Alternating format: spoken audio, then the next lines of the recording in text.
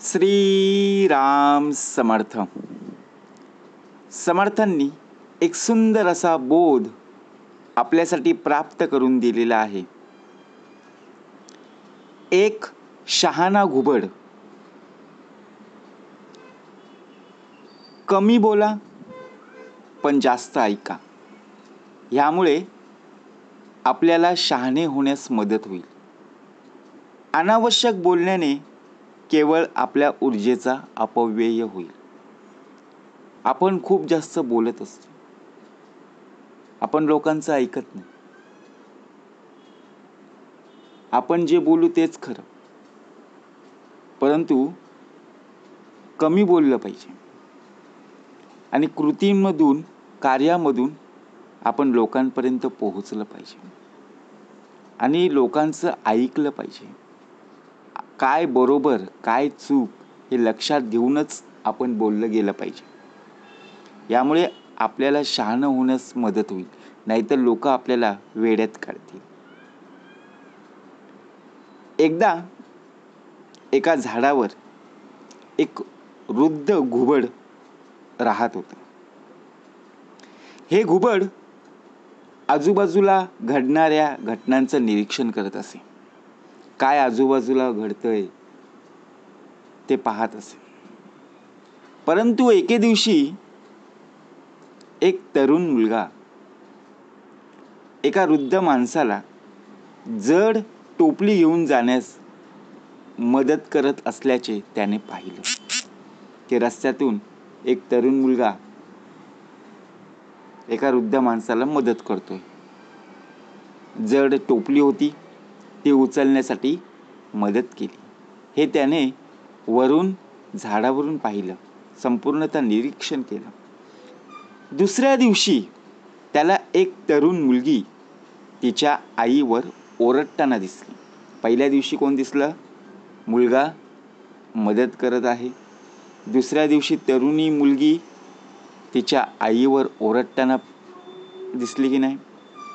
तो जितकं जास्त बघत असे तितके कमी बोलत असे. जसे दिवस जात होते तसे तो जास्त ऐकू लागला आणि कमी बोलू लागला. घुबडाने वेगवेगळ्या लोकांचं बोलणं ऐकलं. त्याने एका मुलीला हत्तीने कुंपणावरून उडी मारली होती असं बोलताना ऐकलं. एक मुलगा म्हणाला, मी कधीही चूक केली नाही असे म्हणताना त्याने सुद्धा ऐकलं.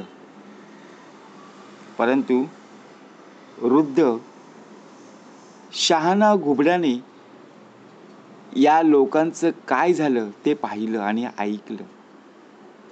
लोकांचं चांगलं तसंच वाईट होताना घुबडानं पाहिलं आणि घुबड दिवसेंदिवस शहाणा होत गेला. म्हणजेच आपण निरीक्षण जरी केलं तरी काय बरोबर काय चूक हे कळतं. पहिल्या दिवशी काय निरीक्षण त्याने केलं? की कोणीतरी मदत करत आहे. एक मुलगा बघा वृद्ध व्यक्तीला टोपली घेऊन उचलण्यास मदत करत आहे. दुसऱ्या दिवशी तरुण मुलगी बघा तिच्या आईवर ओरडताना दिसली. तो जितके जास्त दिवस बघत होता, निरीक्षण करत होता, त्याचप्रमाणे त्याची ऐकण्याची आणि बोलण्याची बघा एक सवय. तो फार ऐकत होता आणि कमी बोलत होता. दिवस हळूहळू जात होते तसं तो ऐकू लागला. ऐकणं आणि पाहणं, कारण आपण कोणाचं ऐकत नाही. आपण बोलत असताना समोरच्या व्यक्तीला आपण बोलू देत नाही. अनावश्यक बोलणं आपण टाळलं गेलं पाहिजे. बोलून उपयोगाचं काहीच नाहीये. काय मिळणार आहे? काहीच मिळणार नाहीये. जीवनामध्ये लोक आपल्याला वेड्यात काढण्यापेक्षा आपण न बोललेलंच बरं. आपल्याला जिथे काहीच प्राप्त होत नाही तिथे फक्त निरीक्षण करता आलं पाहिजे, अवलोकन करता आलं पाहिजे आणि त्या गोष्टींवर आपण कार्यक्रम कर्म नक्कीच केले पाहिजे. मग आपल्याला जर कोणी असं सांगितलं तू कार्य करू नको, फक्त ती व्यक्ती काय करत आहे त्याचं फक्त निरीक्षण कर, परंतु आपण निरीक्षण करत नाही. आपल्याला जरी काय आलं नाही तरी आपण तिथे मध्ये जाणार आणि ते कार्य करणार. मग कार्य पूर्ण झालं नाही झाले, कारण का आपल्याला त्याची माहिती नव्हती. म्हणून एखादी गोष्ट आपल्याला माहीत नसेल तर ती गोष्ट आपण समजून घेतली पाहिजे, तरच आपल्याला त्याचं महत्त्व कळेल आणि आपला विनाकारण खर्च वाया जाणार नाही. म्हणून लोकांचं का ऐकलं पाहिजे? आपण विचार करतो, अरे हा तर माझ्यापेक्षा लहान आहे, मग मी याचं का ऐकू? मी जे बोलेन तेच खरं आहे ना, माझं ऐकलं पाहिजे. परंतु असं होत नाही आहे. त्याच्याकडून सुद्धा आपण शिकलं पाहिजे. आपण कुठे चुकत आहोत, कुठे बघा आपण कमी पडत आहोत, ते त्याच्या बोलण्यावरून समजतं. परंतु आपण ज्याप्रमाणे कमी बोलण्याचा सराव आणि जास्त ऐकण्याची जी सवय ही मनाला लावून घेतली पाहिजे. आयुष्यात आपण जास्त बोलतो आणि कमी ऐकतो आणि त्यामुळेच आपल्या जीवनामध्ये, आपल्या आयुष्यामध्ये असे दिवस पाहायला मिळतात की आपण बोललेलो ते शब्द खरे होत नाही,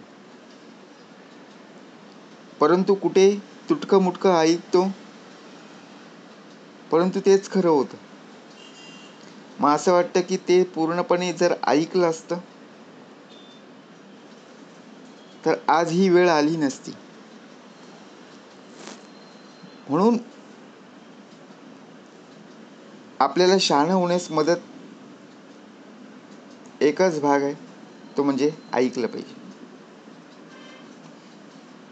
आपण अनावश्यक रीतीने पद्धतीने बोलत असतो, मग आपल्या ऊर्जेचा अपव्यय होईल ना, आपलं तोंड दुखेल,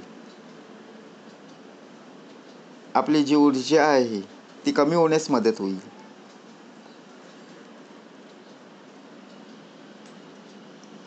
परंतु आपण निरीक्षण करत नाही.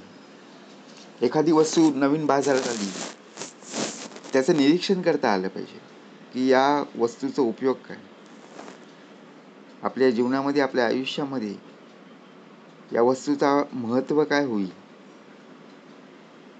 समजून घेतलं पाहिजे. मग तसंच ज्याप्रमाणे आपण बोलत आहोत ते नीट विचारपूर्वक पद्धतीने बोललं गेलं पाहिजे. बोलल्यानंतर विचार करत बसू नका.